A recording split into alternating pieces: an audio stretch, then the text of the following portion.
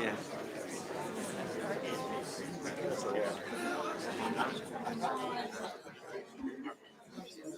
No. No, probably not.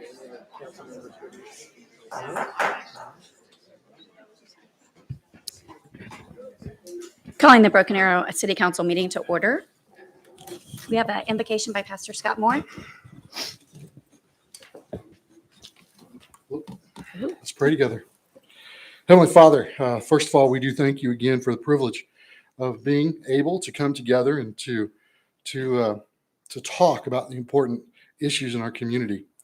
And Father, I'm privileged to come again before this group of leaders and citizens and just ask for your presence and for the guidance of your Holy Spirit on the agenda that's before us tonight. Father, in your Holy Scriptures, you remind us that we're to live our life as your servant, marked with the virtues of love, joy, peace, patience, kindness, goodness, faithfulness, and gentleness, and self-control. Father, this is not only a great way for those who claim to be your children to live, but it is a guide for all, especially in meetings like this. To practice these virtues will ensure that everyone is heard and everyone is respected. And so we ask for that spirit of cooperation, and we ask for your presence in this meeting as we seek the best possible way forward for our community and for each one of us individually as we live in one of the best cities in the country.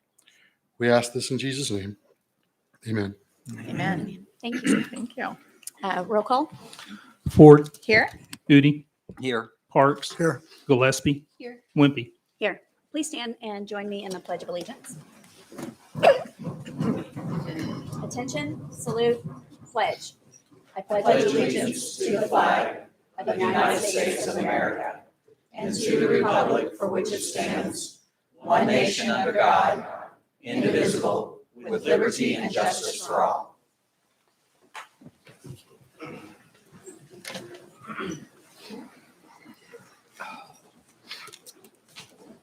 Item 5 is consideration of consent agenda. Are there any items to be removed?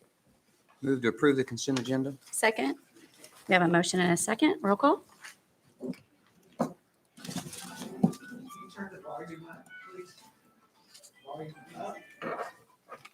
Volume. In your microphone, maybe, Mayor? I don't have, A little closer. To the We mic. don't have a volume. yeah. Might have to speak a little closer into the microphone. Well, I can do that. Sorry. Item 7, public hearings, appeals, presentations, recognitions, and awards. We have a presentation and recognition by Oklahoma Municipal League to employees of 25 years of service. Mike Dana. Thank you, Mayor, Council, Michael. It's my second trip back to Broken Arrow in 1 week. So in front of the whole community, I want to thank you guys hosting our legislative dinner last week. I felt like it was a huge success, and what a great backdrop to be back here in Broken Arrow.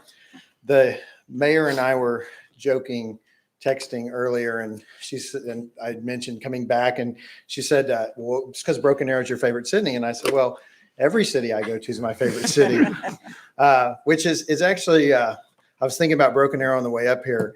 We have done so many events in Broken Arrow the last 5 years because of a few reasons. One, this is such an insanely awesome city. Thank you. You guys. And you don't say that to everyone. You guys have such a great city. It really is incredible. But the leadership, being able to work with the council, with Michael, with the whole Broken Arrow team, you guys are so awesome that it's easy to do things here. So that's why we do so much here in Broken Arrow. So tonight, I'm probably talking more to them than you. You've heard this spill. I'm here. I've been here, I think, 4 years in a row doing this. We're going to honor some municipal professionals. I use that term very specific. If someone spends 25 years in one profession, they are professional. So I don't say municipal employees. I don't refer to just staff people. I believe they're professionals. My streak, I've said this for 4 years, and I hope I get to say it every time I come to Broken Arrow every year. I have handed one of these out to either a firefighter or a police officer at every council member I've been to across the state. And that just speaks to the dedication of our public safety officials. I see some uniformed personnel here today. I want all of them to know how much we love you guys and all the good work you do for all municipalities. So thank you.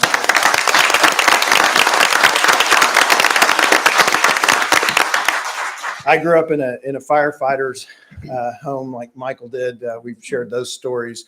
So public safety is something very important. So I always take that when at OML, we always try and make sure we emphasize how important public safety is to our community, because really what we do here, what you do here, what all councils do across the state is provide the quality of life for individuals. That's something unique to municipal government, is that we do the quality of life. It's not what the legislature does. It's not what any other elected body. We do the quality of life.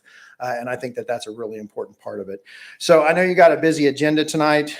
This is the most people that have ever been at a Broken Arrow City Council meeting that I've been here. So I will talk to them for 1 second, if that's okay.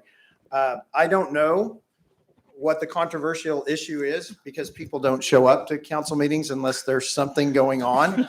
That's just the honest to God's truth. But here's what I'm going to tell you about these men and women behind me. They are good leaders who love this community. Whatever it is, it's going to pass, it's going to fail, whatever it is. I don't know. I don't even begin to know what it is. But I know what's going to happen is that they're going to listen to you, and they're going to do what's right for this community, because that's the kind of leaders that they are.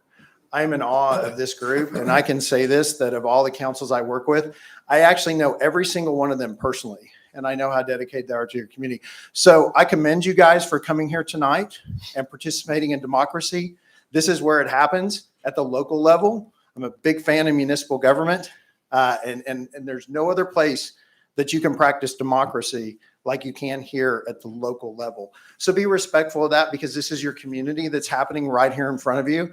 And I know that they'll make the right decision for this community. So I just appreciate you guys coming out and doing the right thing and participating in this effort. So thank you. That is another first. I have never been applauded at a council meeting in all time I've ever done this. All right. So I think we actually have four people. Miss Jeanette McCormick, who's the Human Resources Director, but she's not here tonight. Mr. Jimmy, is it Lennox? Lennox, is that correct? Who is the ground supervisor. And then Mark White, who's our fire captain, who are not here, but who we do have here tonight is our senior planner, Brent Murphy. So if we can get Brent to come up, and Mayor, would you join me so we could take some pictures with? I think Lisa behind you. Great. All right. Let me make sure. Right. Oh, there it is. Right. Great. Congratulations. Thank you so much for all your service.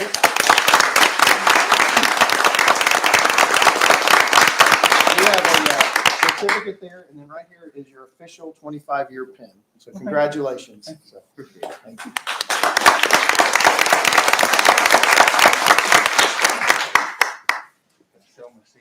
I would. It's like good for high dollars in Broken Arrow.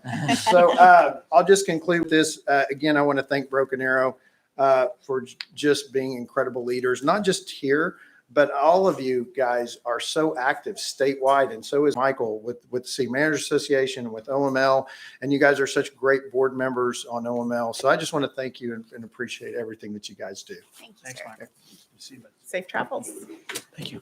All right, have a good meeting. I'm going home now. Okay. He's got to drive back to Oklahoma City, so. Yeah. And Mike knows a few things about municipal government because he was a mayor himself at one point, so. Thank you, sir. All right, item 7, public hearings, appeals, presentations, recognitions, and awards. Oh, I just did that, so sorry. Item 8, citizens' opportunity to address the council on general topics related to city business or services. I just want to remind each person that you have 3 minutes to speak. The lights will go green, yellow, and red as they end, and then, excuse me, just be aware that we have a state law that prohibits council from taking any action. So if it's not on the agenda, we can't take any action, but we are willing and ready to hear from you guys. So we will start with Linda Montgomery. If you want to come forward.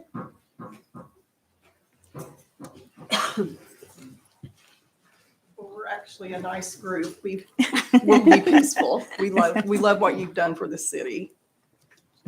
I glasses here. We, the petitioners, by the attached undersigned that I'll be Linda. presenting to you. Linda. Linda, can you speak? There. Sorry. We, the petitioners, by the attached undersigned in the, from the Community Watch Team of Broken Arrow, we want to submit a petition to the Broken Arrow City Council and all of the members listed here. And also Coast 1031 Exchange Incorporated and Robbie Bell Proprietors. We hereby protest and oppose and forbid the heavy commercial development, 102-acre amusement park, BAZ 2051, 2052, and 2053, located at 71st east of the Creek Turnpike to 200 East Avenue, Broken Arrow, Wagner County, Oklahoma, Robbie Bell, proprietor. We, the undersigned, oppose and forbid the proposed 102-acre park and avenue, which enroach multiple neighborhoods of over 1,000 Broken Arrow homeowners at Bell Lago, villas at Bell Lago, Timberbrook, Forest Ridge, Oak Ridge 1 and 2, Cambridge Estates, Delray Estates, Central Valley Addition, and surrounding homes on 81st Street and Evans Road. The proposed developments surrounded by thousands of homes and wildlife would cause a detrimental effect on thousands of families' property values, livelihood, mental and physical health due to the sight and sounds from 10-story structures, increased crime that amusement parks bring to surrounding areas, and the destruction of various wildlife in over a 1-mile radius. From past experience of amusement park developments recorded in other cities across the United States, which I do have backup for, the detrimental effects to homeowners are inevitable. An increase of homes for sale in our affected neighborhoods have already been witnessed just from the announcement of Robbie Bell's amusement park advertisements in November 2021. And for some homeowners who recently closed on their newly built homes, were devastated when they learned about the proposed development. We, the undersigned, implore you, each of you, to do what is right, what is just for thousands of families that would be affected by your decision to move forward with this planned nightmare. It's the wrong location. It's the wrong development for our neighborhoods. We are all for supporting an amusement park. 50 years ago, I rode the Zingo. And I fainted. And I never rode it again. But it's the wrong location. We just don't want it towering over our backyards. Don't let this very wrong development move forward in this location. There's so many other options. Let me give you one more. Proverbs 21:3 says, to do righteousness and justice is more acceptable to the Lord than sacrifice. Please do what is right. I represent all of these people back here tonight. Okay, we have to stay. Okay. We can't have our outburst or we'll have to clear the chambers. So thank you so much. Thank you. Oh, we can't. Sure. Thank you so much. Mayor. Thank you. All right. Tom Corporal.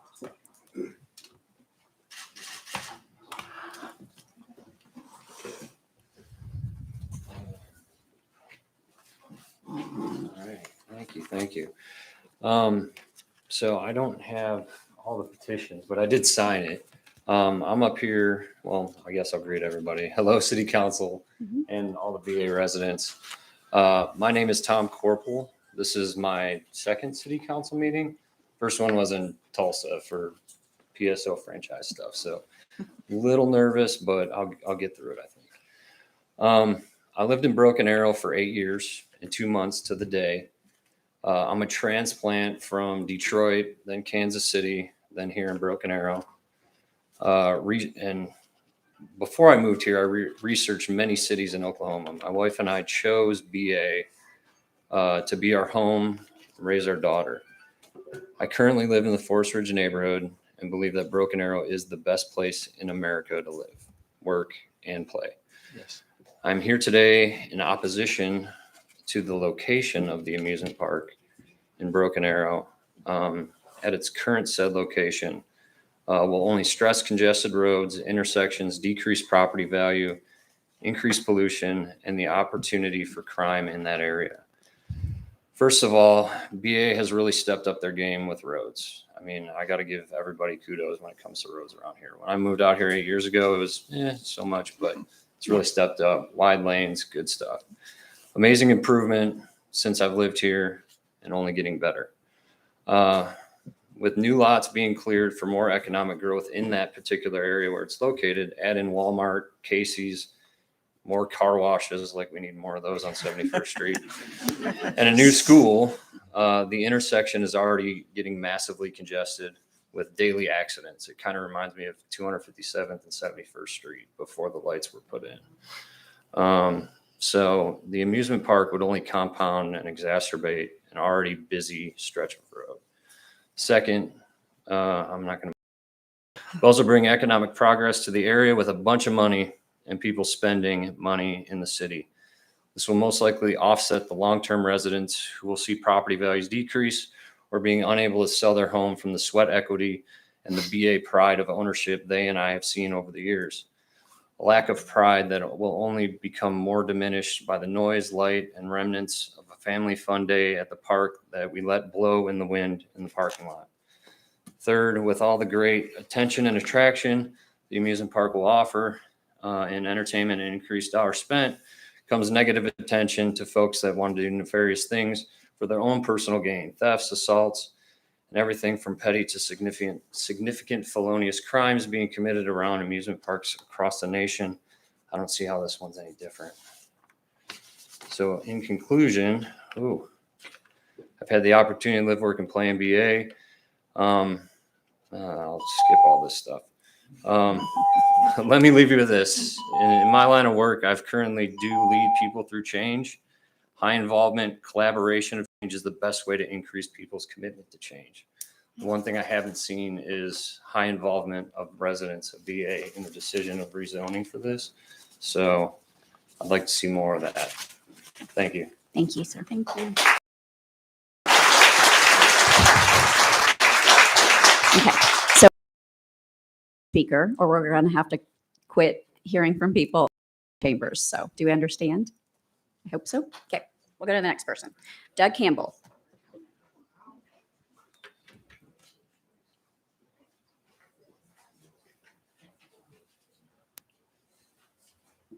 Good evening, Mayor, Councilman. Appreciate y'all letting me speak. My name is Doug Campbell. I've lived in Broken Arrow for 15 years. Moved out of here in 2007. I'm a retired TPD officer in Tulsa, and I worked for the DA's office, retired from Tulsa County as a chief of criminal investigator there. But when I heard that Mr. Bell was bringing Bell's Amusement Park back to Broken Arrow, and he wanted it to be like Silver Dollar City, from what I've heard, that and to find out the property was going to be 1,000 feet from our property line in Bell Lago, where I live. I thought about how it was adversely going to affect our community there. So and I know there are others that want to speak, but I'm just going to talk about the safety and the health issues that we would face there. There was a study that was published in the Justice Quarterly that examined crime rates in neighborhoods, and they examined the area around Orlando, Universal Studios there. That's 125 acre compared to the 102 acre that Mr. Bell is bringing to Broken Arrow. And when they did the study, they found out that there was a phenomenal 198% increase in violent offenses and other crimes that happened around that area. And the researchers suggested that for each time that you added a bar, a hotel, a restaurant, whatever, that increased that crime rate 19% in that one area right there by itself. Now, Universal Studios brings 9 million visitors per year to their amusement park there, where Bell's back in 2000, or Silver Dollar City, brought in 2005 2 million people every year. And I know that Bell's amusement park will bring probably just that much or more. Now, the study also talked about a need for more active policing. That rings bells with me, since that's what I did for 41 and a half years was law enforcement. And I was concerned about that. And it's going to take a toll on citizens, businesses, neighborhoods, people around that area. And the data from the Federal Bureau of Investigation showed that in Orlando, the crime rates around the area were significantly higher than the national average. In 2017, there was a total of 6,198 total offenses there compared to the national average of 2,756. So it's a substantial, much more crimes. It will affect the people that live around that neighborhood and would also affect Bells Amusement Park as well. There was a study done in LaSalle. A lot of thieves like to perpetrate their activities, namely like credit card fraud, counterfeits, and that would affect Bells and their local businesses as well. But I just wanted you to let me speak my piece, and I appreciate you letting me come before you and tell you how I feel about it, and I'm in opposition to Bells coming. Thank you all so much. Thank you, Mr. Campbell. Thank you. Johnny Walker.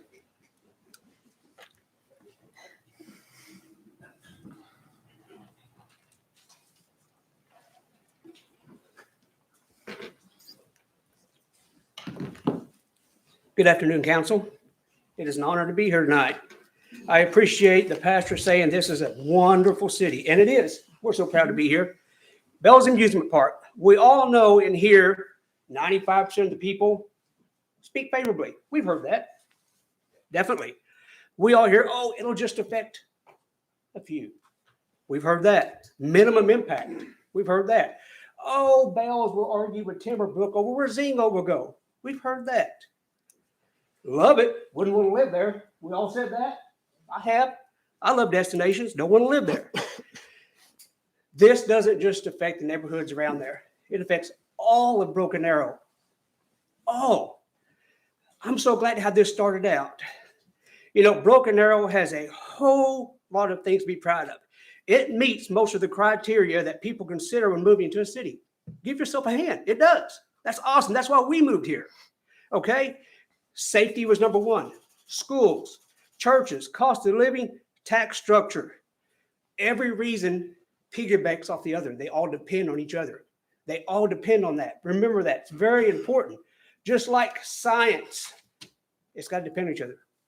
The Bible never contradicts itself. It all depends on itself. So let's start out with number one. Boy, we're all on the same page apparently. Public safety, number one. Crimegrade.org. Crimegrade.org. I spoke with some more real estate agents today. This is very good. It actually grades crime on specific zip codes. And I'm sure y'all probably already looked this up. Let's look at number one. Let's review it. Site specific. Remember, number one, Tulsa zip code 74114. Tulsa Fairgrounds. D. Number two, OKC, zip code 73131, Frontier City, D. I wouldn't want to move there either. Branson, Missouri, 65616, Silver City, D. Arlington, Texas, you know where that's at, D. Kansas City, World's Fun, senior class trip, won't never forget it, D. That's sad, folks. That's sad. Broken Arrow, and it's hard to get to this. Be proud of yourselves. It's a prime location. That's why people want to move here. B+. B+. If Bells is allowed within the city of Broken Arrow, many of the things that we cherish as BA and BA pride itself will be lost potentially. Remember, all things touch on each other. Zip codes are factored in when it comes to your insurance rates. We all know this. It's common sense. If crime rate goes up, crime rate goes down, folks, guess what's going to happen? Insurance in time could potentially go up. And I'm telling you, folks, I don't know about you. I don't want my insurance to go up. Not at all. Thank you. I hope that gave you some meat to chew on. And please consider all of Broken Arrow. It's not just us. God bless you all. Thank you. Matt Griffiths.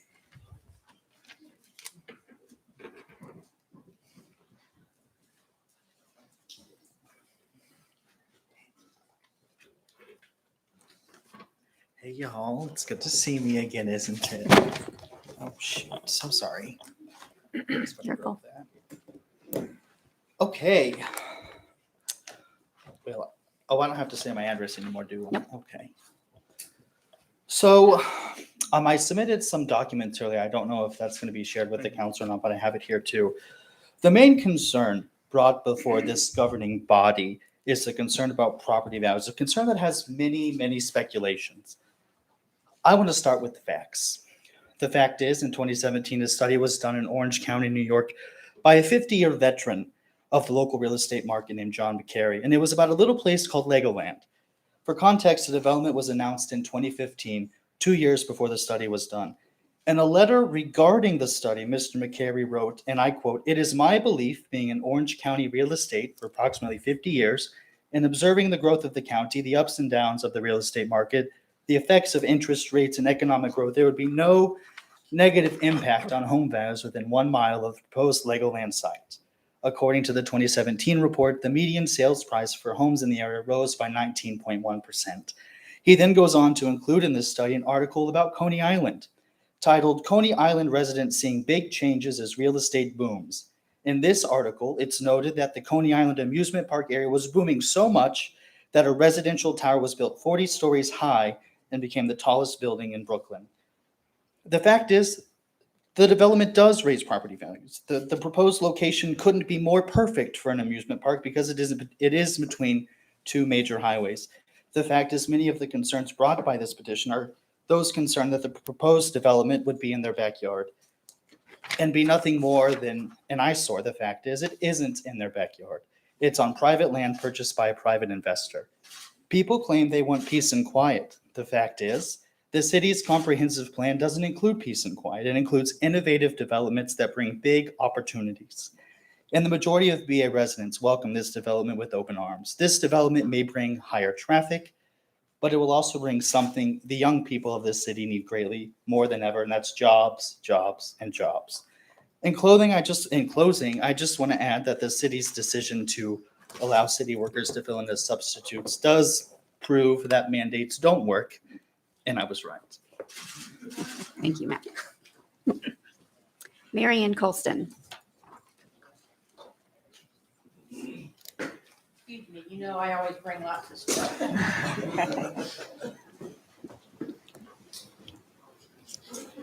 You know that, don't you, Kenny? I have two other binders in here in case you have questions, because I've done a lot of research on all of this, and I hope I don't tear all this up, so. And you've been practicing your 3 minutes. Oh, yeah. Good evening. My name's Mary Ann Colston, a resident of Broken Arrow since 1982. I've spoken many times, as most of you know, to the Council and Planning Commission over the years. Open Records Act, Oklahoma Statute Title 51, Section 24A2, quote, "As the Oklahoma Constitution recognizes and guarantees, all political power is inherent in the people.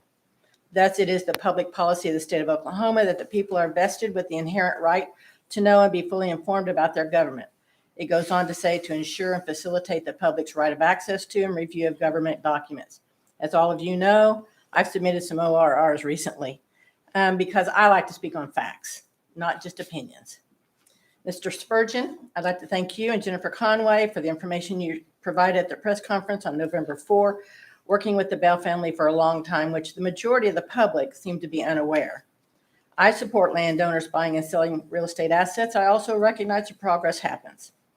In my open records request, part of it was text messages. I received over 225 pages of text messages, some of which were duplicates. I'm going to list just some of the highlights for efficiency and time. I've had to just be so I can look at them. I've indexed all the text messages into 5 different pages of a spreadsheet. It helps me to be able to find information. Beginning in November of 2019 to June of 2020 and August 2021 through October 21, there were notes listing Rob Bell, a local realtor, Bell's Amusement Park at Kenosha and 209th east of the Turnpike. So even back as far as 2019, this location was being considered. Text messages about the city staff meeting with Robbie Bell Meeting notes, Bell's preliminary area plans developed in January of 2020, an aerial plan and site plan that were not dated. Those were all provided very early on. Messages about property closing, scheduling press conferences, economic development agreement, et cetera, all prior to October 9. A lot of the conversations that have been made on social media, I didn't know anything prior to November 4. I support the opportunity for Bell's business aspirations. However, after researching how many nearby residents will be negatively impacted by the proposed location, it's inherent for the nearby established homeowners to be heard. The protection of confidentiality connected to economic development seems to have been involved. There needs to be some balance for the public. When the public is shielded from information, they're blind. It is in the public interest, especially if public funds are considered as incentives or infrastructure improvements for an amusement park on this private property. Is that adequate? For transparency, I'm asking that, oh, excuse me, I've just got all that today for me. I'll close with the public has a right to know. And the public did not have knowledge of this up until November 9th for the most part. I found it out because of the text messages. Thank you very much. Oh, and thank you, Mr. Dennis, as well as Denny, for giving me all that information and doing it in a timely manner. Thank you. Thank you. Mike Kinch. All right, Kinch.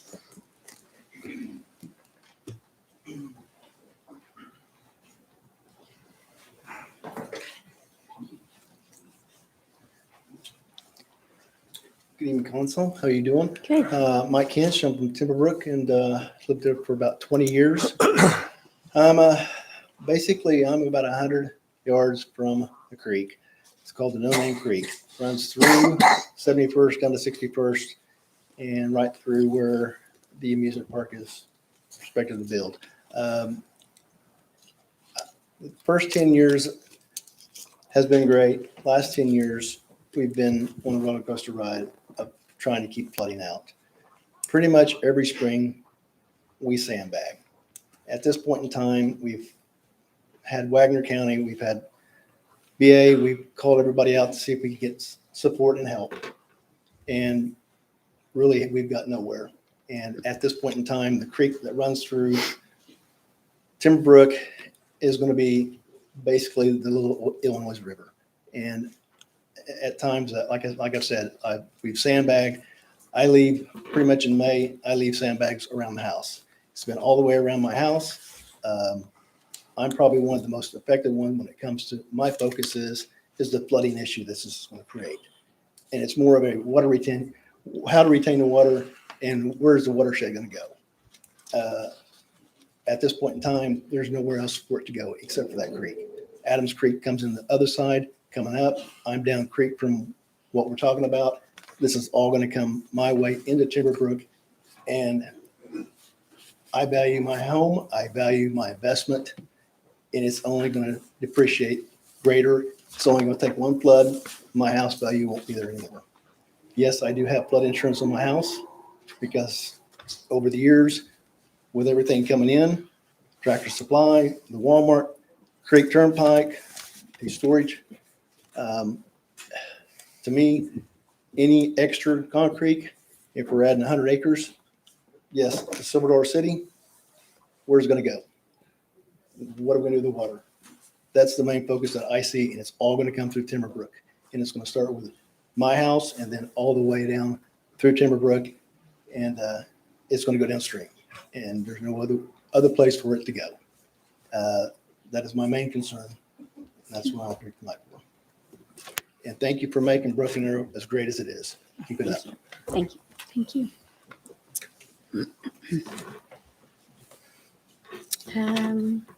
Dennis Rogers or Rogers? Roger, sorry. Sorry. Is it John or is it Zon? Does it say Do what? your first name? Demi. Demi. Demi, Okay. like Demi Moore? Sorry. Yes. Yeah, no, you're fine. Okay. Hello, how are you Hi, guys? Well, hello. This is hi. How are you? I know you. This is my first council meeting too, so this is super fun. People before me that spoke have given you facts, given you that just facts basically. I'm going to hit more personally. I'm Demi Rogers. I live in Bell Lago.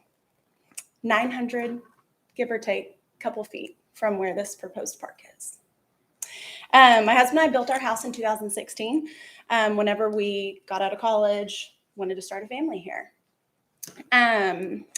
We chose Bellago and that specific location because we both grew up in really small towns in Oklahoma, and we wanted that small town feel, but being able to have more for an education for our children and for our future children. We are one of the closest homes to this proposed park. Don't know if you guys have seen what 900 feet really looks like to that, but that's like I said, give or take 900 feet. That's 2 football fields, 2.5 football fields. When I was a child, my parents did not let me go to Bell's after dark because of the crime, because of the things that happened after dark at Bell's.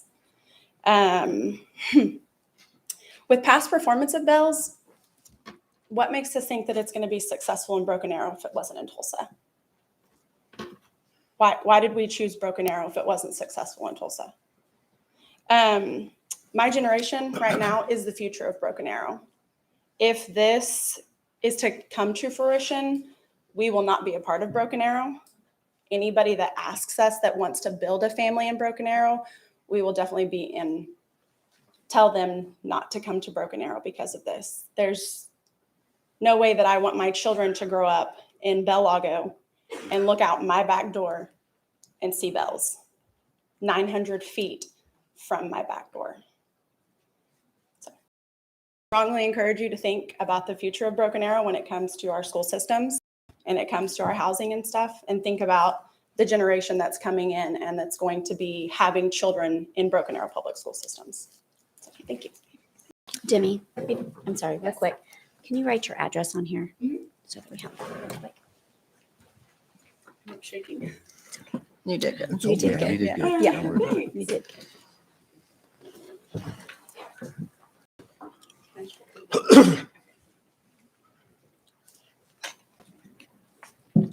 Thank you. Okay. All right. Joseph Mandrino.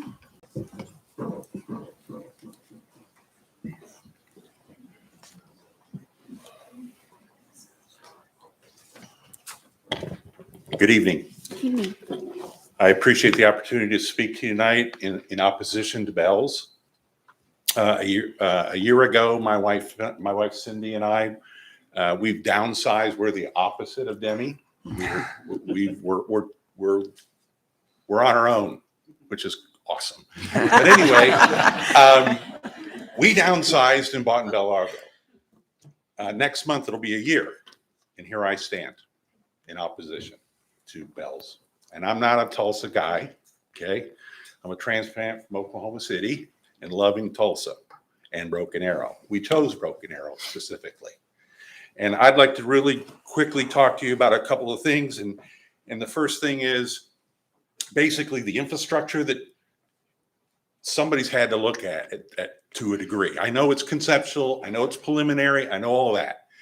But Kenosha and 71, that is the least amount of frontage on this whole property, and that's where you're sticking everything going in, going out, right opposite, obviously, the creek turnpike.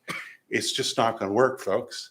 71 has 4 lanes. Yes, it's got some turn lanes, but you're going to need more than that. You're going to need to relocate power lines, bar ditches, acceleration lanes, deacceleration lanes. I mean, it is going to rip that stretch of road up for quite some time. And I would really like to know who's going to pay for all that. The other thing is,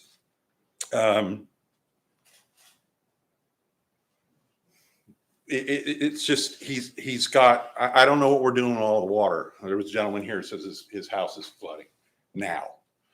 You add that much hardscape, roofs, concrete, parking lots, camping areas, all that kind of stuff where water has to shed, and you can't shed it on somebody else. You've got to handle it. So it's either retaining the water and dealing with it, or some other way. And there's a creek running through, and I'm sure that's part of the plan.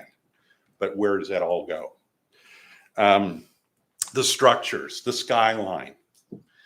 The Zingo, I'm told they want to take that down from Tulsa, refurbish it, put it back up. In 2000, Mr. Bell proposed, along with Tulsa County, another 100-foot roller coaster. The big complaint, according to Channel 6's notes, was too close to residents. Okay? We're in Bel Largo. A 100-story structure is and I'm in construction, is 7 stories tall. I don't want it in my backyard, folks. Field of Dreams, they chose a cornfield somewhere with nothing around it. They built it and they came, okay? But this is the wrong location, all right? Appreciate it. Thank you very much. Thank you. And then we had Joanne Wenzel that did not want to speak, but she was in opposition to it. So that wraps up that portion.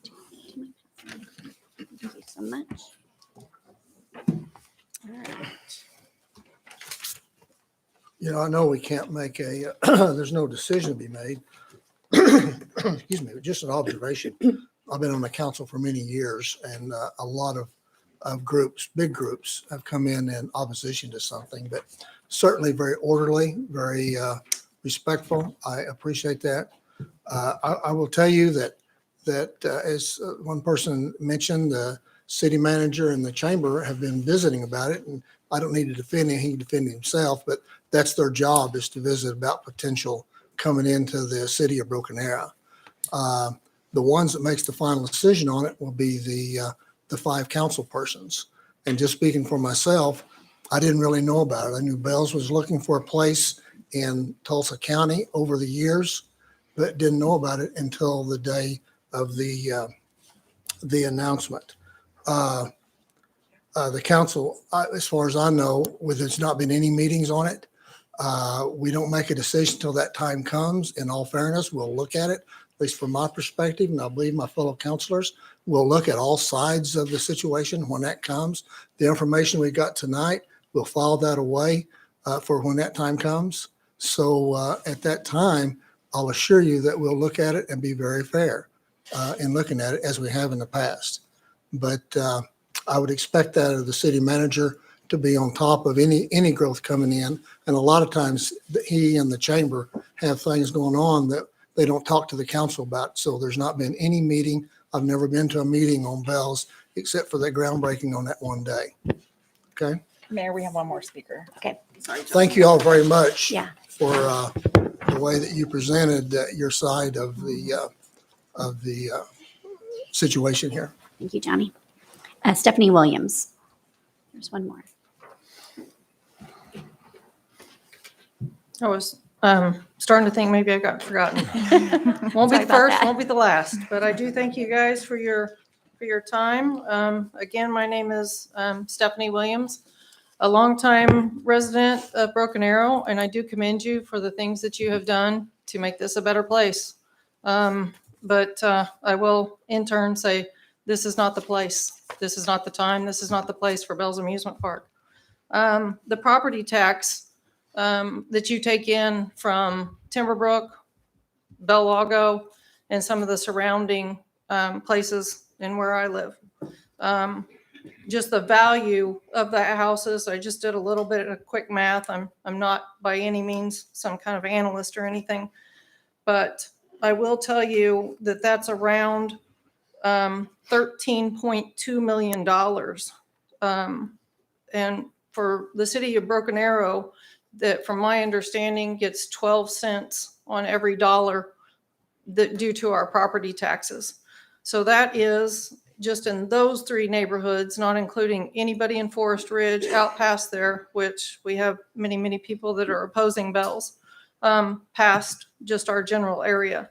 That equates to $1,584,000. So that is quite a few tax dollars. Yeah, we don't For- receive ad valorem taxes, property taxes. The city's primary source of tax income is from sales tax. Well, I and not got this ad valorem. information from your financial report, The ad 2021. valorem tax we receive goes to pay back general obligation bonds, but we do not get ad valorem tax for the use of Okay. our general fund. I quote from 2021 financial report, page 15, for every dollar paid in property taxes, less than 13 cents goes to the city of Broken Arrow, Right, for use on general obligation to pay back bonds and debts. right? It is not used, it's not available to us to use for operations or any source on that. Your point's well made. I'm just explaining that when we look at an development project, Right, we look at sales tax dollars for Right. the city. The school has a very keen interest in ad valorem dollars. 58.5% Right, of the because dollars. that's how yes. they fund their operations, but we can't legally fund our operations. So I just wanted to help you understand what we look at when we look Right, at. so I economic have a piece on the sales tax. So the average revenue for a park this size is $8.7 million. 3.55% of that money in this example would be $308,850. So with that, I feel like what you're doing is you're just disappropriating funds to place over here to put, you're taking away your cash cow from your property taxes, which we all here have paid, and support the school, support the city, support the town, support our community. And now you're kind of pulling that out from under us. And I understand if all that tax money doesn't go exactly, but my tax dollars go to the city of Broken Arrow, where I spend a ton of walking up and down these streets, spending my hard-earned money. So just to bring everything together in a nutshell, because we had a little bit of conversation here, move Bells out to a neighborhood, out of our neighborhood, and put it somewhere where it's truly rural. Build up the base around it, and then those folks have a choice. Dropping Bells in the center of my bedroom community gives us no choice, and will drain and devastate BA's cash cow, which I'm referring to as our property taxes cash cow, because we do come here and spend our tax dollars, every single one of us. There's 10 people on the street of my neighborhood that couldn't physically come here tonight to speak, but their tax dollars are spent here. We buy Broken Arrow. So put in a park, do a housing development, do something that helps produce money to put back into our neighborhoods, put back into our community and back into our schools, which is why my parents moved me here 50 years ago, because Broken Arrow was all about the schools. Thank you for your time. Thank you. I just wanted to make sure we were talking the same language when it came with how the tax dollars work. So Absolutely. I agree. I want you to shop in Broken Arrow, so thank you. Absolutely. That's how we pay for your fire and police and all the things we do. 0.30% goes to the fire. I would echo the comments that Councilor Parks made. I vaguely remember a discussion in an executive session, which we can't discuss openly, about a possible economic development project coming to this piece of land, but that's all I remember as far as a discussion of this beyond at the council level. So when the announcement was made, and I wasn't able to attend, but when the announcement was made, that was when any possible reality of this taking place was made aware to the council, at least to me, and I believe this entire council. But the thing that is important to remember is the law limits what we can and can't prohibit going into a piece of property. No matter how we feel about something, the law gives us limits to what we can and can't approve. But what the law does allow us to do is when someone asks us for funds on a project, or someone is going to put in a project, you asked who pays for the street improvements. Those are things that this council would have an opportunity to examine and take into account on any development that would come into the city of any kind, especially because site plans have to be presented to us. And as Councilor Parks said, at the end of the day, the buck stops with us. And that's fine. That's how it should be. But I think it's important you understand if someone buys a piece of property and it's zoned properly and they follow all those ordinances and statutes, our ability to prohibit or inhibit something, we don't have that legal authority. But what we can do is ensure that whatever goes into a piece of property complies with all appropriate ordinances, state laws. If there are OSHA requirements, if there are Department of Labor, all of that, and we will be looking very close. I also have a lot of questions that I want answered about this project before my vote would be made in any direction. And that's personally for me, but I have a lot of questions about this project. And if and when anything comes before this council for us to consider, I assure you that I will be looking at it extremely closely, because I have a lot of questions that I would want to have answered based on past history and a bunch of other things about this project. So we are in the very early stages, and I might remind you, this is important to understand, other than city meetings, which take place all the time on projects, all the time, they don't come to the council level until they come to the council level. Those conversations take place a lot on any economic development project, and frankly, any development at all, even if it's residential development. But the decisions are made here. And there are going to be a lot of questions asked, a lot of questions discussed before a decision is made. And we are at the very early stages. And to my knowledge, no request at this time of financial assistance or anything else has been made. If and when that has, or if that's changed, I'm not aware of it. And if and when that has been made, I assure you every member of this council will be taking a very close look, as is our duty. Thank you, Scott. Sure. Thank you, Mayor, members of council. I sort of feel like my integrity is in question here, so I need to respond. It is my responsibility as city manager, working with the chamber. We look at potential development around this community almost on a daily basis. And it's my responsibility to look at those developments very seriously. Sometimes those developments come to fruition and sometimes they don't. And with all due respect, Mr. Bell, you've talked to everybody in the Tulsa metropolitan area since 2006.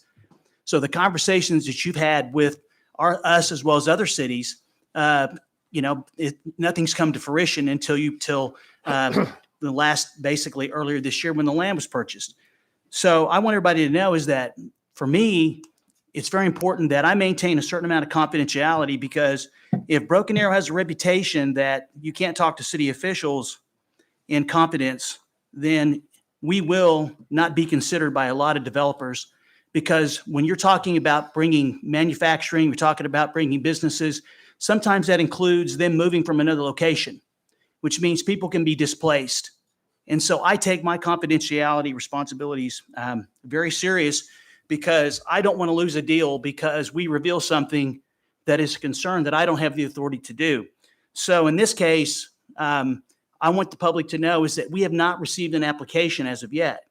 And I can assure you that the council members and I, and this is for you to hear, Mr. Bell, we have the exact same concerns that they do about the traffic, about the stormwater, and about the other impacts your potential development and your partners could have on our community.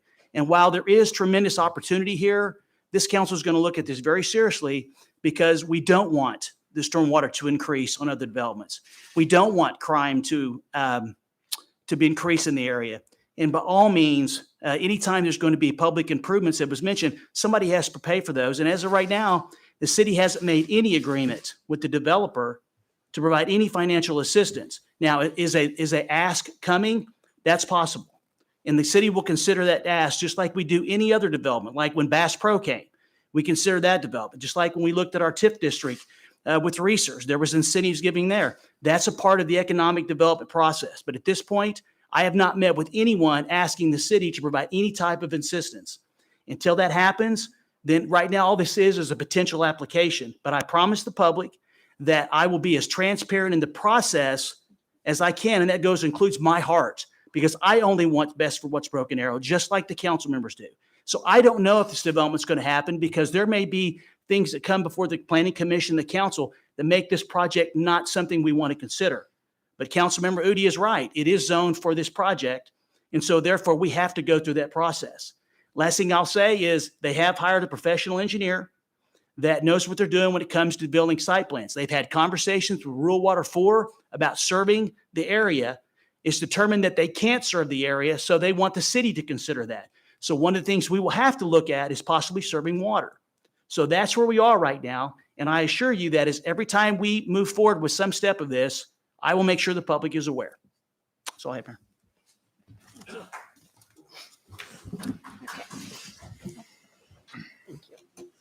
All right, we're moving on to general council business. Item 9A, consideration, discussion, and possible approval of BAZ 2100 rezoning, Arts Field of Dreams, 40 acres. Larry Curtis.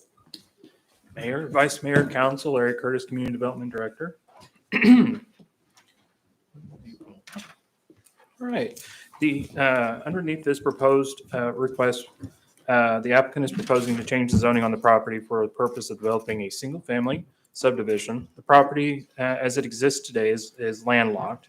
Any future development of the property would require access through the proposed Elysian Fields development to the north, or another access drive to be determined during Larry, the platting phase of the development. Could I interrupt you just a minute? Mayor, could we wait just a second so those who don't wish to stay through the rest of the meeting can leave before we, because otherwise it gets loud, if that's okay.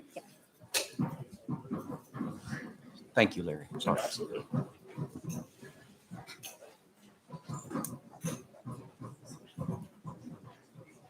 Thank you, Mayor.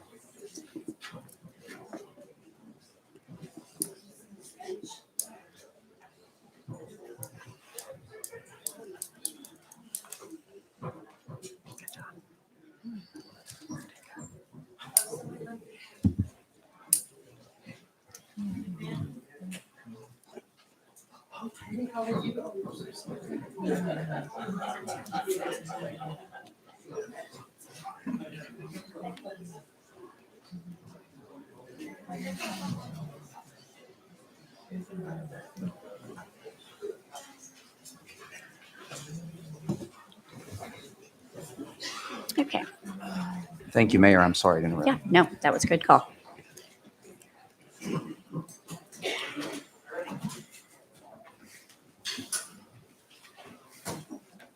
Ready?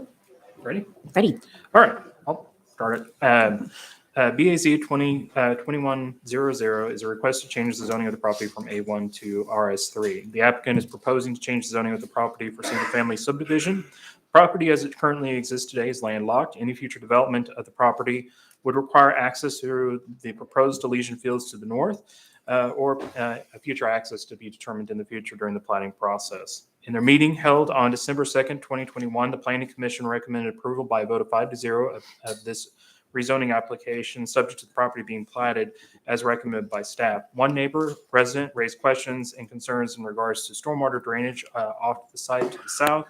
At that time, staff engineering provided some additional information to the citizen after the meeting, and then also provided an opportunity for the citizen to interact with staff afterwards. Staff recommends that BAZ 2000 be approved per Planning Commission and staff recommendation, and I am happy to answer any questions that you may have. Are there any questions or discussion?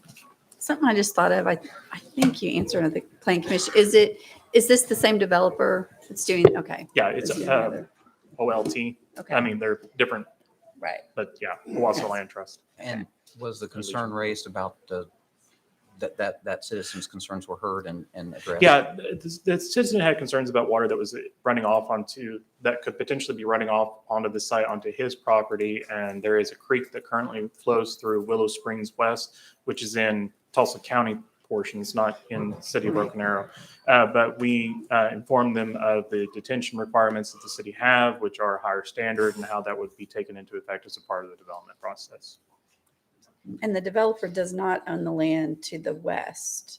Correct. That little strip in between is not owned by them. Okay. So then the only in and out would be through Elysian Fields, or? If they work out an agreement with that property owner for them to provide an easement or something along those lines, then there could be access to the new shadow trails too, off to the east associated with that.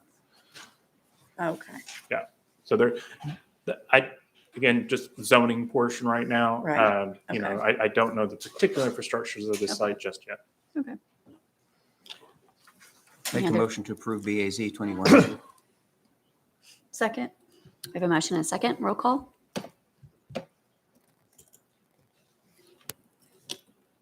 Motion passes. Item 9B, consideration, discussion, and possible approval of BACP 178 Furniture Row, 8.32 acres, located at 1/2 mile north of 71st, 1/4 mile east of Elm. Larry Curtis. Mayor, Vice Mayor, Council, BACP 178 is a request to change the comprehensive plan designation from level 6 and level 3 to level 6 on an 8.32 acre parcel. This property has been within the city of Broken Arrow for a number of years and has gone through numerous rezoning cases and comprehensive plan processes over the number of years.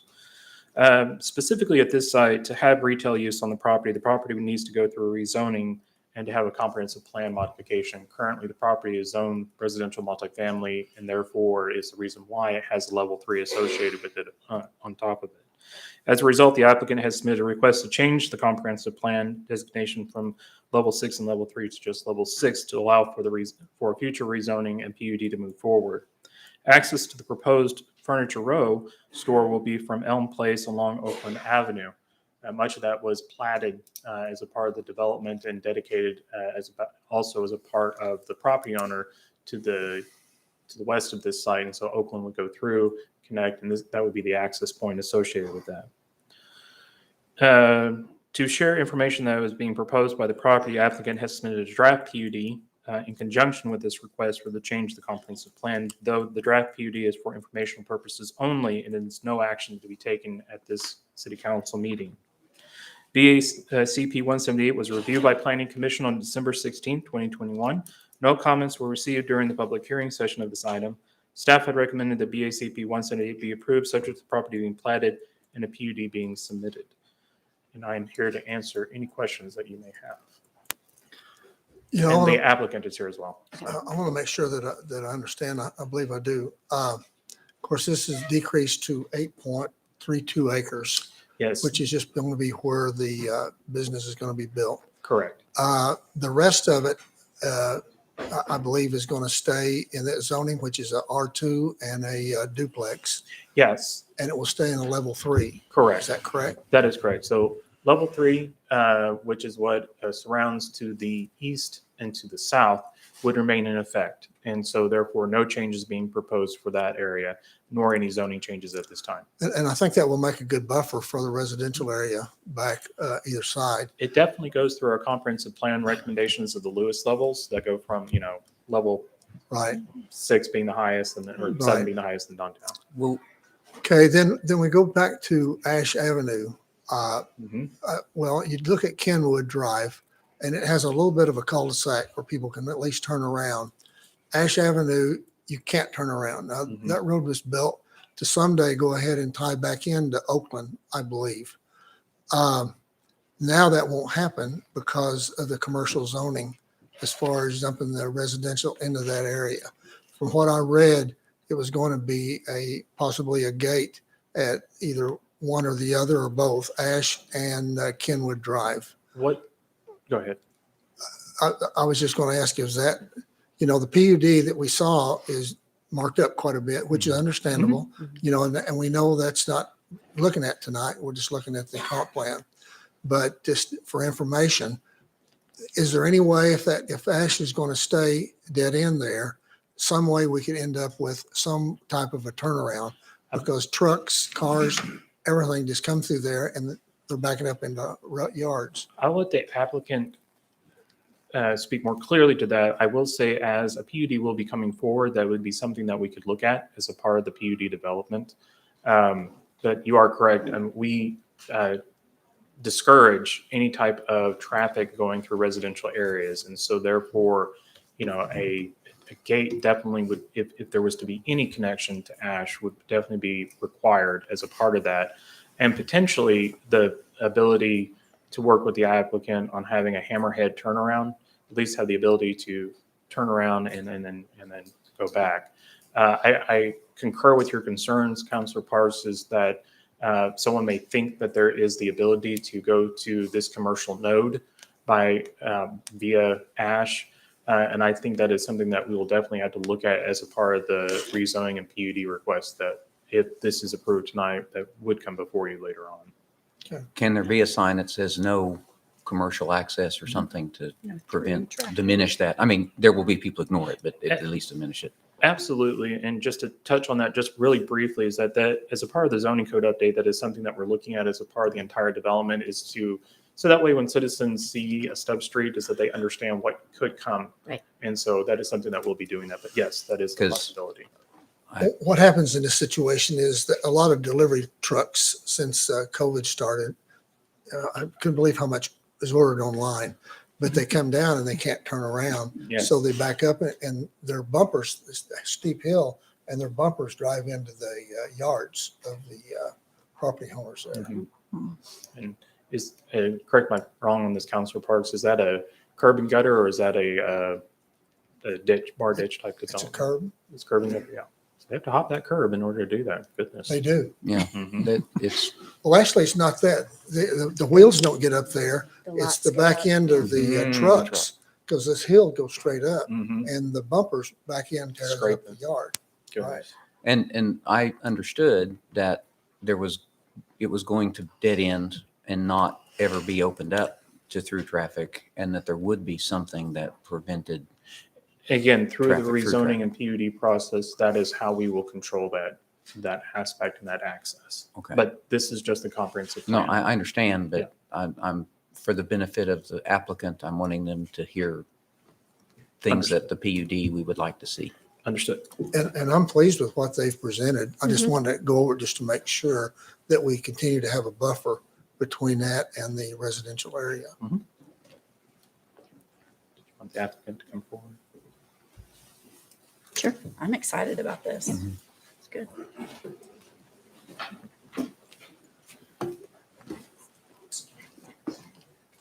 Good evening, councilors. Nathan Cross, 2 West Second Street, Suite 700, Tulsa, here on behalf of Furniture Row. To address Councilor Udi's concern that was raised earlier, I spoke with Tanner Engineering, who's the engineer on this project, civil engineer on this project, yesterday.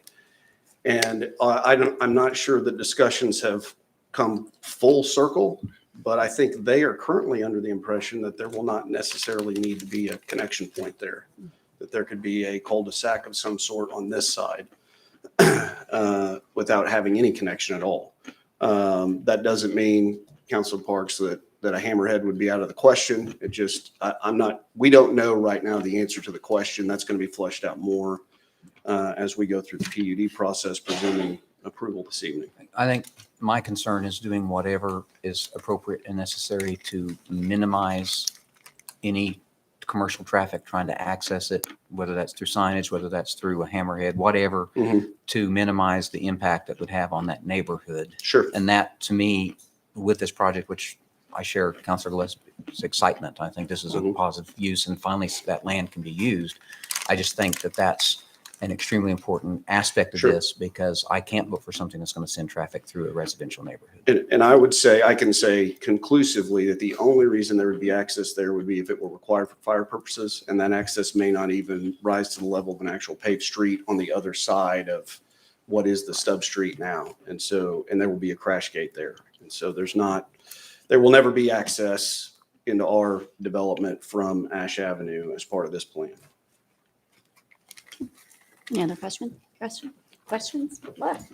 No questions. And I'd like to say, just while I'm up here on behalf of my client, that I met with Councilors Udi and Parks and Mr. Curtis, and we had a very informative meeting that really helped us. We were in the position of asking for a comp plan change across this whole site because we are not offered the opportunity to buy just what we need. We have to buy the whole thing.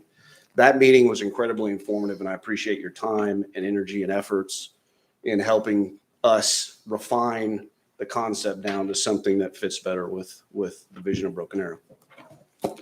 Thank you, councilors. Make a motion to approve. Second? I vote You were yes. close. I'm You gonna were vote very yes. close. We had a motion and a second. Roll call. Motion passes. Item 9C, consideration, discussion, and possible approval of BACP 179, 51 West, 7.53 acres, right off the Highway 51 Nashville Street. Larry Curtis. Mayor, Vice Mayor, Council, BACP 179 is a request to change the comprehensive plan designation from level 3 to level 6 on 7.53 acres of land. Originally, BAC 1070, a request to change the zoning on the property associated with BACP 179 from A1 to C2 was approved by City Council on July 6, 1987, subject to the property being platted. In 2008, the C2 district was changed to CG. Property, however, has not been platted, and as a result, the A1 zoning remains in effect until the property does become platted. Applicant is interested in developing a commercial use along State Highway 51, which is allowed with CG zoning that was previously approved in 1978. However, they also want to have office warehouse use on the interior of the property. Office warehouse is permitted in the IL district. IL can be in conformance with the comprehensive plan when there is a PUD overlay district over the proposed IL zoning. Consequently, in conjunction with the request for a change in the comprehensive plan, applicant has prepared a draft PUD for informational purposes only, and no action will be taken on that PUD tonight. Staff has reviewed that PUD. There was a number of comments provided by staff. I believe up to 8 comments were provided in making suggestions to that PUD for the applicant as they move forward with their application if the comprehensive plan change gets approved this evening. BZP 179 was reviewed by the Planning Commission on December 16, 2021. 2 people spoke in opposition during the public hearing session of this item. Both expressed concerns about traffic on State Highway 51 and turning movements onto Nashville Street. A desire for traffic signal at Nashville and State Highway 51 was also expressed. Staff commented that the need for a traffic signal might need to be studied by ODOT in the future. Staff had recommended that BAZP 179 be approved, subject to the property being platted and a PUD being submitted that was similar in context to the one that was submitted. After reviewing the information presented by staff, report, and information that was presented by the applicant and surrounding property owners, Planning Commission recommended approval by a vote of 5-0 of BAZP 179 being approved per staff recommendation. I'm happy to answer any questions that you may have. What is an example of something that's in IL, like or in the office warehouse? What is it called? Office work. So I'm just concerned because it abuts residential. Well, that was what staff was also concerned with. And so what staff had recommended as a part of this is that the property that abuts the residential cannot have the office warehouse. It can have the office. So like doctor's offices, things along those lines, those can abut the residential. So that means that the remainder, which would be the interior portion and the portion to the south that it currently abuts industrial, light industrial, which is the Creek 51 Business Park, would then have the office warehouse. So staff understood that those concerns, and so therefore, as a part of the draft PUD is making that buffer requirement that says that you can't have those uses or that office warehouse abut residential. There needs to be a proper buffer in between. You know how I feel about amending the comprehensive plan. I Which we just understand. did. I know, but that one made sense. And the This, go ahead.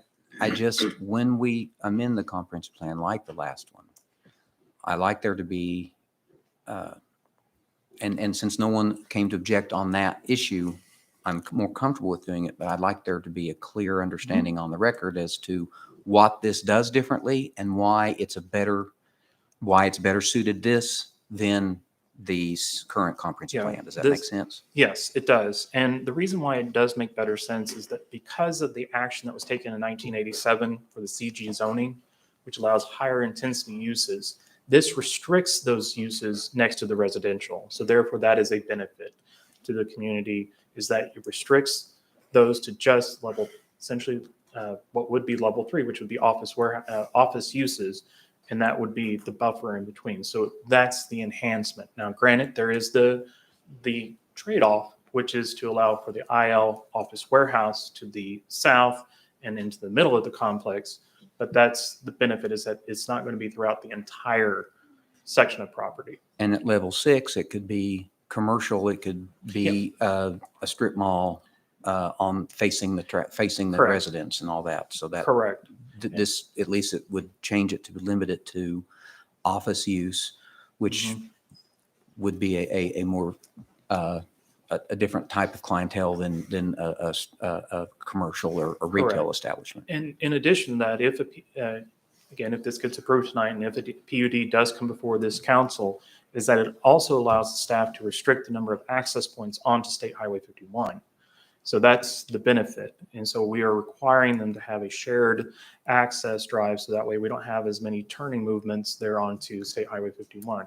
Now, I will say this, and I'm sure our assistant city manager will remind me of this, is that State Highway 51 is a state highway, Yes. and therefore it is governed by ODOT. But we would like to assist ODOT as much as possible in order to restrict the number of turning movements that are onto the state highway system.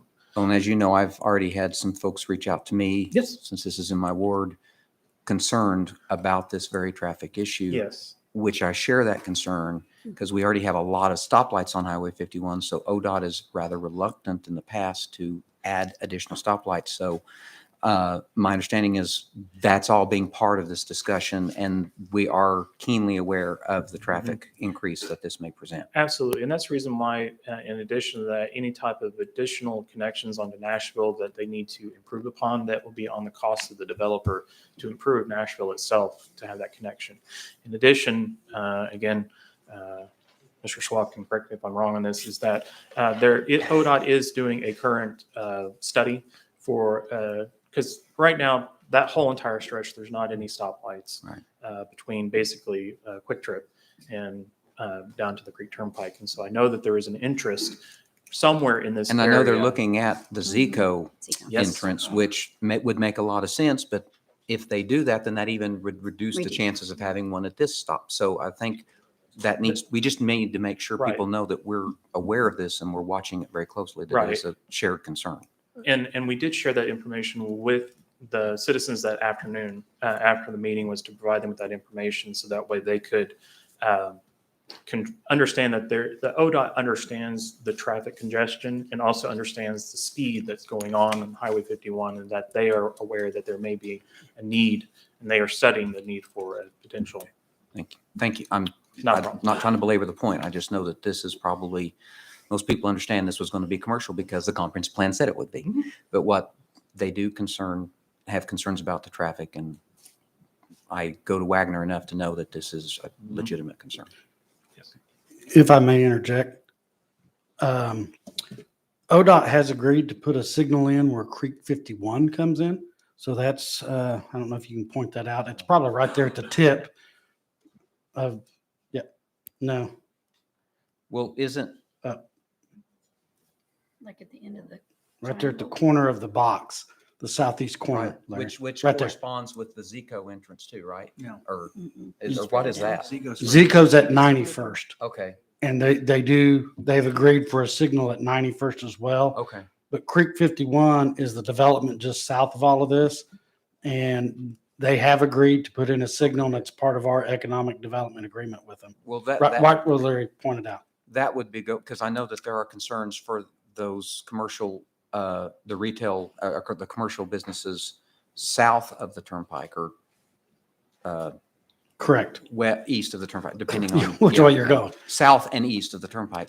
I know that light's supposed to address the flow on a lot of that. I don't want to speak on behalf of ODOT, but in our discussions, I would see no way that they would agree to another signal between Creek was my 51 and Houston. Right. So that blue place up there, that is Creek 51?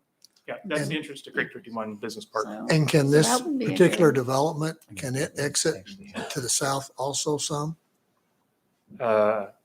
I mean, can it go through It can't into go Creek through. 51? Is Creek 51, does it go all the way to the black and white line? Yep, So that's their property there. yep. Okay. So that may be opportunity for shared entrance Right. situation. Possibly. Potentially. That's what I was wondering. I'm just, the whole point is to make sure that we're looking at this issue closely. I Understood. think that's my biggest concern. And I did notice you have landscaping, some good landscaping.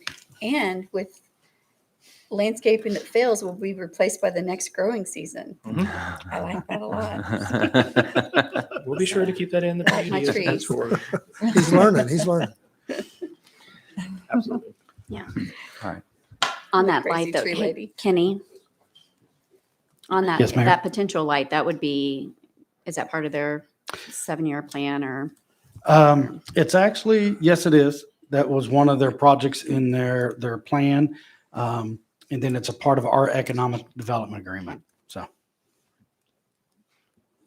Okay, any other discussion? I think it's a net benefit, so I'll move to approve the BACP 179. Second. We have a motion and a second, roll call. Motion passes. You're just going to stay up here with us? Yeah, One more, okay. just one more. Item 9D, consideration, discussion, and possible appointment of one city council member to the Transportation Steering Committee. Who's the lucky one who wants to come work? Come help me. I would love to do it. Yeah. Okay. And I wanted to nominate Lisa. I was very interested in doing it, but I kind of felt like it, I mean, not that I would just because I'm interested, but I started thinking about it and I was like, is Lisa on many committees yet since she's become a new counselor? Spread the wealth. And so, yes. Just chunk her into the deep end. So I'm thinking of you, Lisa, when Thank you. when I nominate you. You may not appreciate these nominations at some point. I'm excited, I actually. think it'd be a great committee Yeah. to be Yeah, I on. do And I'd too. really I do like too. to be on it. I've got one position too many right now. Yeah. So maybe someday. Yeah, I looked at it because I thought it'd be a good fit with my work with National League of Cities, Uh-huh. but I have enough stake on my plate. Yeah. I think Lisa will do a great job. And just for clarification, this is the public transportation. Right. Yes. So if All right. the vice mayor makes a motion, I'll second I'll it. make a motion to nominate Lisa Ford on this Transportation Steering Committee. Thank you. We have a motion and a second, roll call. Yeah. Congratulations. Oh, well. Congratulations. Absolutely. Did you vote for yourself for city council? Yes, I did. Well, there you go. Item 9E, consideration, discussion, and possible approval of and authorization to execute Resolution 1443, a resolution by the City Council of the City of Broken Arrow, recognizing the declaration by the Board of Education of Independent School District Number 3 of Tulsa County, Oklahoma, of a staffing challenge in Broken Arrow School, declaring the City of Broken Arrow support for the continuation of in-person learning in Broken Arrow schools, and directing the city manager to take all actions necessary to effectuate such support, including authorizing employees of the City of Broken Arrow to staff open school positions, enter into a mutual aid agreement with the Broken Arrow School District, and draft appropriate rules governing city employees' participation in the Broken Arrow School District volunteering staff plan during regularly scheduled working hours, and allowing such city employees to continue to receive city pay while participating in the volunteer staffing plan during regularly scheduled work schedule. Michael Spurgeon. Thank you, Mayor. Members of council, good evening. Before you tonight is a resolution that was prepared by the city attorney with my assistance, which essentially provides a detail to the title that the mayor just read. And what I'd like to do is just provide, because we do have the press here this evening and we have a number of residents that have continued, which I appreciate you being here this evening. Last week, specifically on the 12th, the school board president, Steve Allen, the superintendent, Chuck Perry, his assistant superintendent, the mayor and I, Aaron McCulloch, and Michaela Barton met to discuss the situation the school district was currently facing, unfortunately, with regard to a number of employees either testing positive or having family members testing positive or being in a protocol. At that time, there were a little over 300 that unfortunately were not able to come to work. The following Friday, just 2 days later, it was like 700. So the school district made the decision to go virtual for this week in order to hopefully catch their breath, get the folks back into the classroom and to the support staff to continue with the goal of keeping it in-person learning for our kids. From that discussion, the idea of a all call to the community was developed, where at some point, I think the school district will take the lead in inviting the community to come forward and to participate in filling the positions temporarily. And it was my suggestion, and the superintendent and school board president were favorable to this, is that let's just be safe and consider from this day until the end of the school year. Hopefully it will not be that long. However, we wanted to give a time frame. Anyone ask about what we'd be looking at. So this all call, which I believe will happen, will really consist of, and I believe, as I understand it, will invite the public to come to a meeting or two to where everything will be explained, and then they're going to set it up to where the HR department would be available to meet with those folks that want to stay afterwards to figure out what their interest is, or if they have an interest, to be able to get signed up and get the application process started. From the discussions that we had, the notion of city employees stepping in to help came up, and I was 100% behind doing that. And I wanted to bring this to you tonight because, first and foremost, I just believe who that's Broken Arrow is. We have a three-legged stool partnership that we like to say, and I feel like my heart tells me if we don't do this, then I'm not putting my money where my mouth is. I know the chamber would help. I've talked to Jennifer Conway. She has already said that they're going to do a resolution or a letter of support, and if they can provide assistance, they will. One of our partners needs help, and that help is just temporary. So I feel compelled in my heart, and I know a lot of employees do, is to support our school district and the Broken Arrow Public Schools to keep it open. Fortunately, state law allows the city to be able to provide the assistance, and that's the number one key here, is that we have the ability to enter a mutual aid agreement that specifically outlines what we would do. The district needs assistance in all their position. I want to make one clarification. This is not really about just being in the classroom. I'll use the analogy in the meeting that we have tremendous police officers that are out there on the street 24/7, 365. Sometimes we forget we have dispatchers, we have jailers, okay? And so if we can't take care of those positions, our officers will have a hard time doing their job. It's the same way with the school district. They have bus drivers, they have maintenance grounds people, they have administrative support staff, food service, and so forth and so on. And a lot of those people are out as well. Perfect example, they have mechanics that work on buses that have CDLs that are out there driving buses, which means they're not able to actually perform the maintenance they need, or if they do, they're having to work additional hours. If, for example, we had some folks that had CDLs that wanted to go get qualified, which they would teach us, then those mechanics, for example, could go back into doing the maintenance, and then we could actually drive the buses after we meet all their expectations. So this resolution tonight outlines, first and foremost, council's support for in-class or in-person learning, and secondly, authorizes me to enter into a mutual aid agreement with the school district to put the framework together on how we would do this operations plan. Now, for the council's knowledge, we're going to, first and foremost, I have not put out an email to all the employees offering them this opportunity yet, because I wasn't going to be presumptuous until the council members had decided this. I will do that tomorrow sometime, or Kenny or Norma will on my behalf. And we will ask for folks to get hold of their directors to let them know if they're interested. Once I get the total number of people that would like to participate, then we will start looking at their interest. We will start looking at an operations plan to give the employees a limited amount of time each week, because obviously our number one mission is to take care of the citizens as it relates to city services. And then we would work out with the school district when those folks would go over to be able to help. Now, there's obviously some questions, concerns about, are we going to have somebody that's actually, laying asphalt today, going to show up tomorrow and going to be teaching our kids in a classroom as a substitute? Well, I have some pretty educated people in this community, so I found that comment quite offensive. So I just want to address on behalf of all of my employees, some of the offensive comments were made about the aptitude and the quality of people and where they are. But more importantly, we have a lot of folks that want to help. I don't know, but I will say this, is that any employee that signs up to volunteer will have to go through the same pre-employment HR requirements as you would if you were going to go to work for the school district. And that includes getting fingerprinted. I mean, I obviously do not want anybody in an organization that's not willing to have the background check, so the parents can have a level of comfort that our employees, who all of them are here, have been through those background checks, some just in the last year, some 20 years ago, are willing to do that. So we will meet all the requirements of the school district.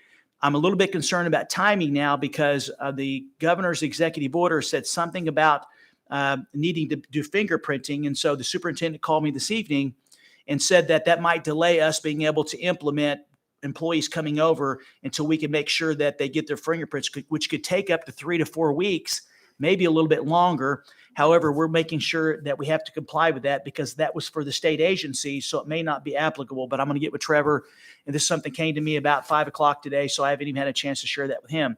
But really what I'm asking for the council to do is to support the resolution and allow the administration to put together an operations plan. I would say the employees' time would be limited to about 8 hours per week.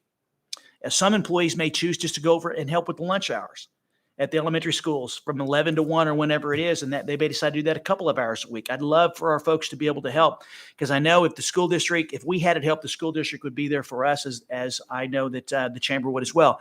And the last thing I wanted to mention is that I do not anticipate there will be any additional or any issues with city services being provided.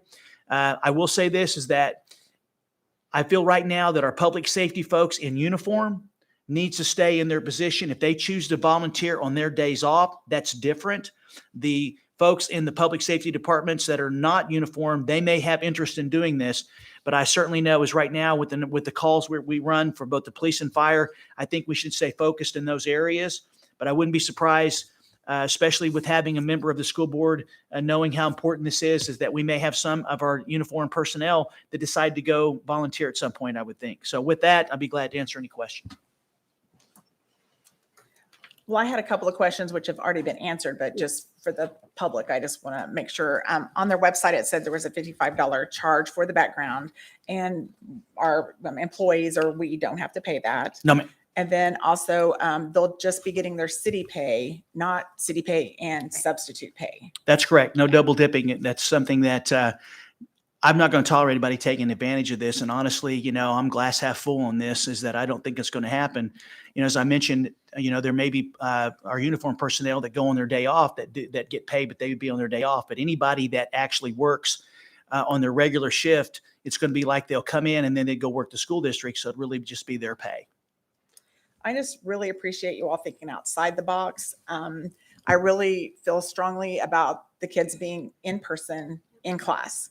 And I'm really excited that you all came to this. And I think there'll be a lot of city employees that will jump at the opportunity for sure. Well, I know we were all approached by various members of the media, and the thing that I said is it's unreasonable for me to demand that they keep my daughter in school if I'm not willing to step up and help them do so. And I do think the best place is for them in school. So we should be prepared to help do whatever's necessary, including stepping up in this role. And I said, every member of the city council's fairly educated and intelligent. I'll let you decide about me on your own. But with that in mind, I know any one of us would step in where it necessary. I've actually finished my application Right. today, so I'll see Exactly. if they call me. And it's been 25 years since I taught a class, but I actually did that when I was in college.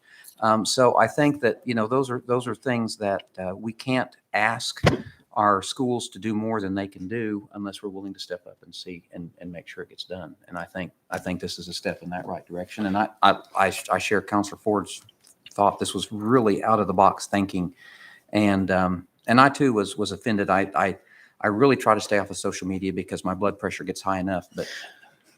But one of the things, I was deeply offended at people just assuming that our employees lack the education or the ability to step in and do this. And we have the most amazing staff in the state of Oklahoma.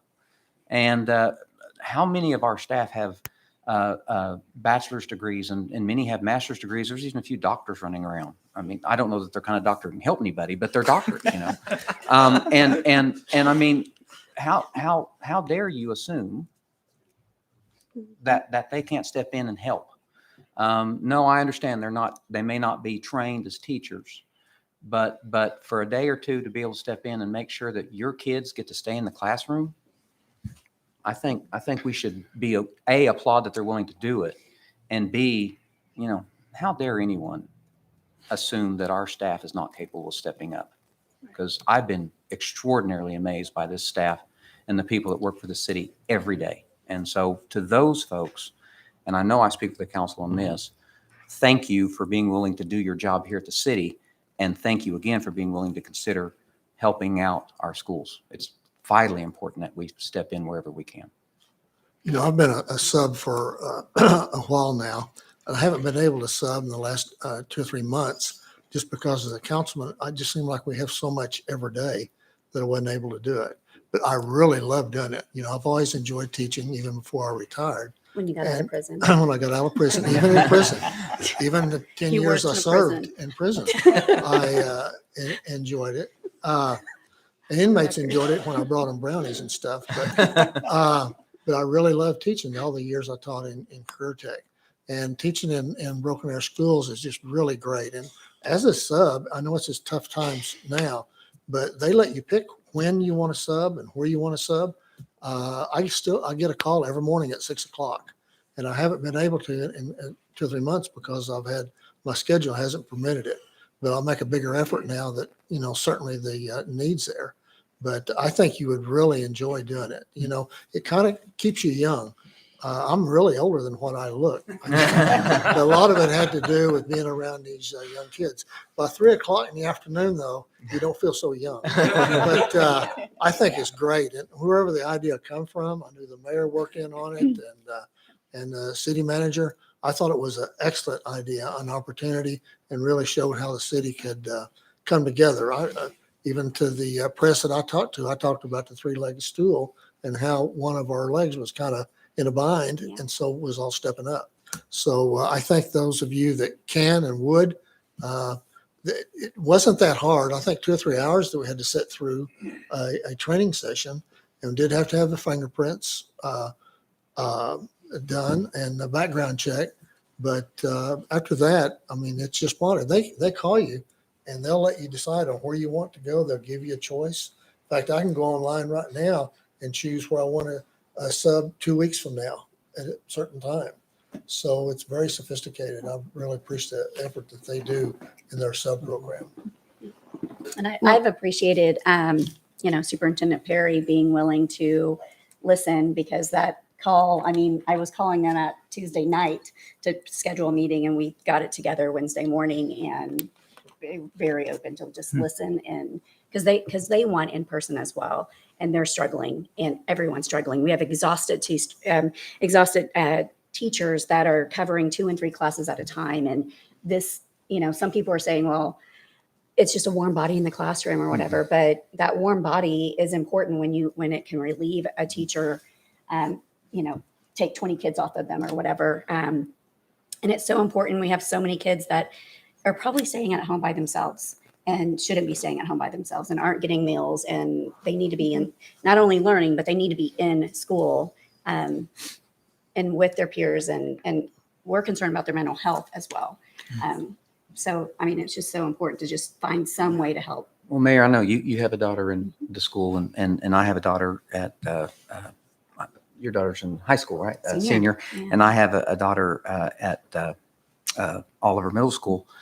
They want to be in school. Oh, yeah. When I was their age, I was trying to figure out how do I, this would have been a dream come true, getting to stay home. But they want to be in school. Every morning, there's like angst that they can't be in school. And that speaks well of our school system. That speaks well of how well our teachers do. So I think it's incumbent upon us to do our part. I'm going to put in my 2 cents, get a word in here edgewise. So I am so supportive of this. I have to say, the stuff that I saw on social media, some y'all might know I can be a little opinionated at times, and it took everything in me to walk away from my laptop, because it's, I have this saying, if you're the smartest person in the room, you're in the wrong room. I've said it a million times.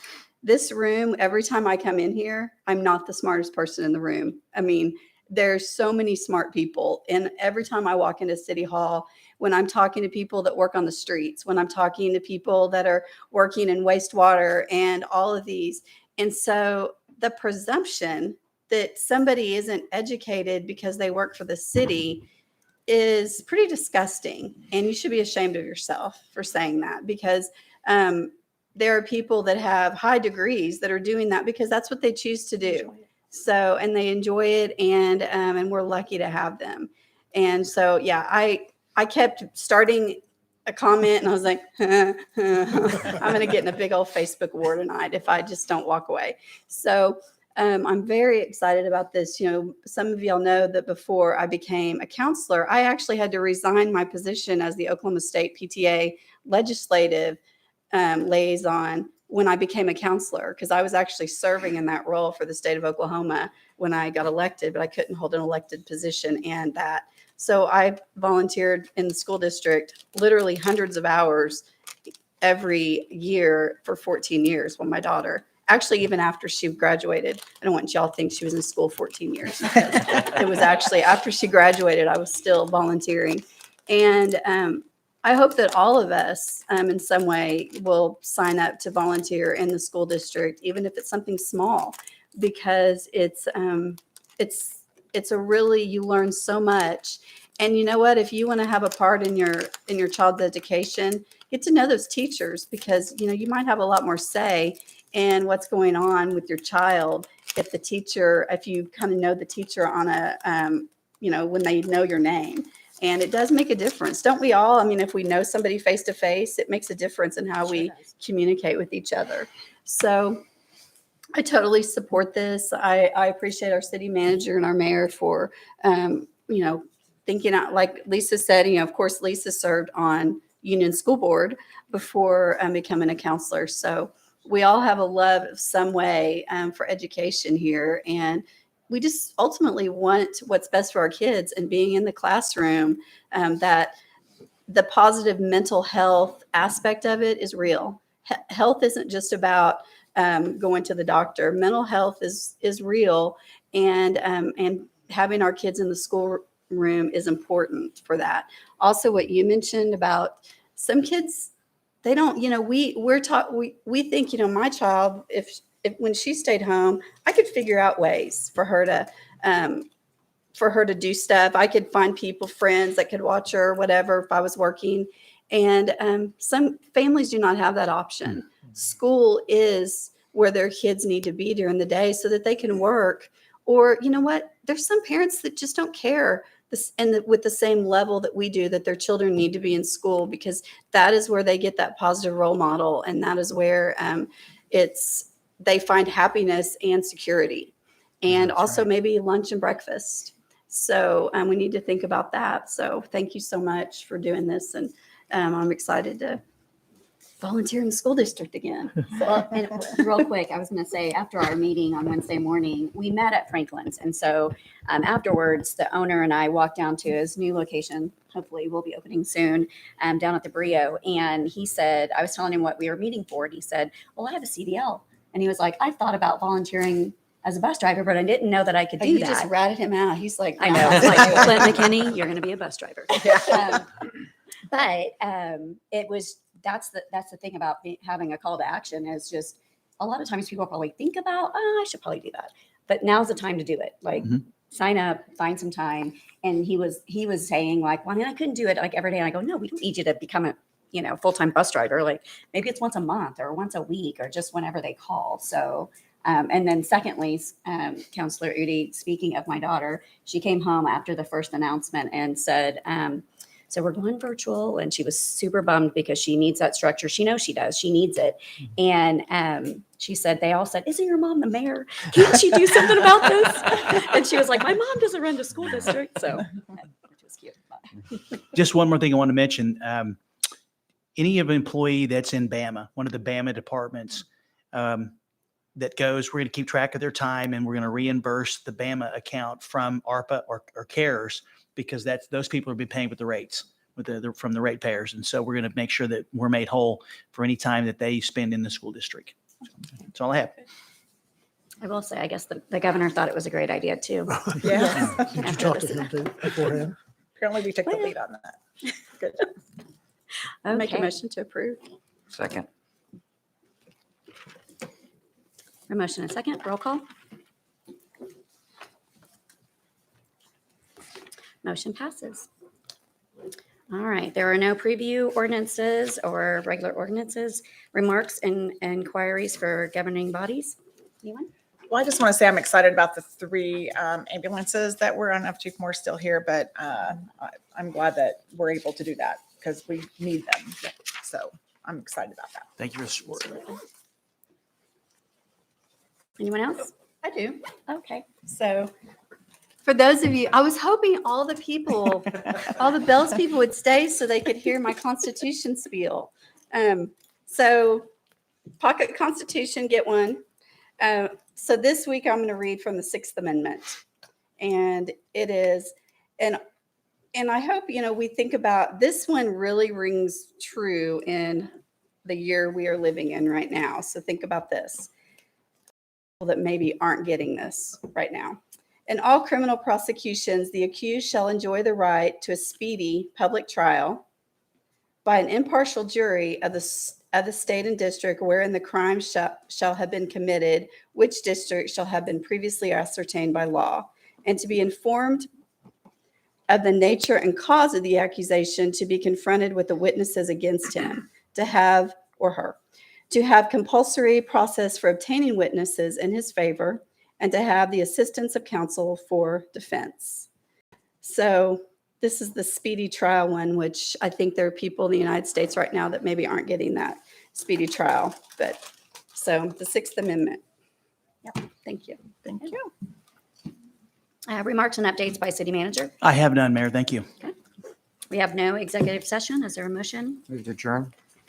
Second. We have a second motion and second roll call. Motion passes. Call the Broken Arrow Municipal Authority meeting to order. Roll call. Ford, Here. Udi, Here. Parks, Here. Gillespie, Here. Wimpy. Here. Are there any items to remove from the consent agenda? Move to approve the consent agenda. Second. We have a motion and second. Roll call.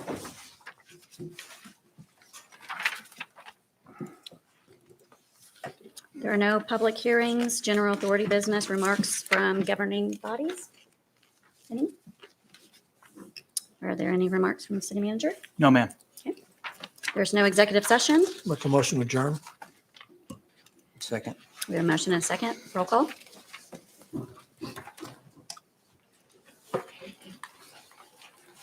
Call the Broken Arrow Economic Development Authority meeting to order. Roll call.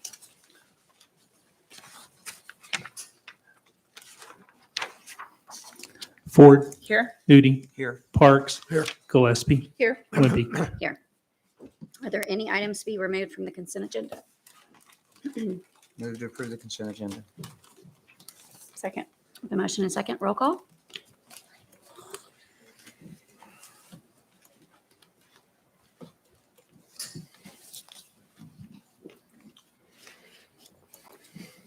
There are no presentations.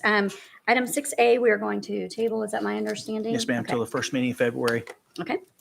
Do we So- need to make any additional motion or Move the table. Okay. Second. a motion and a second? Roll call.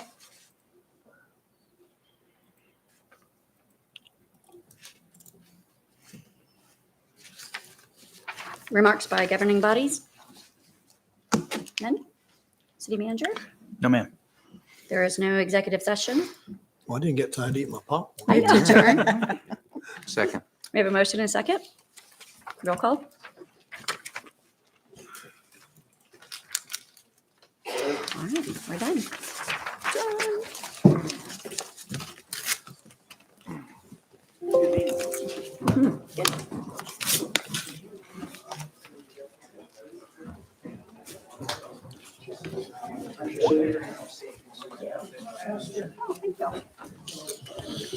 Mhm.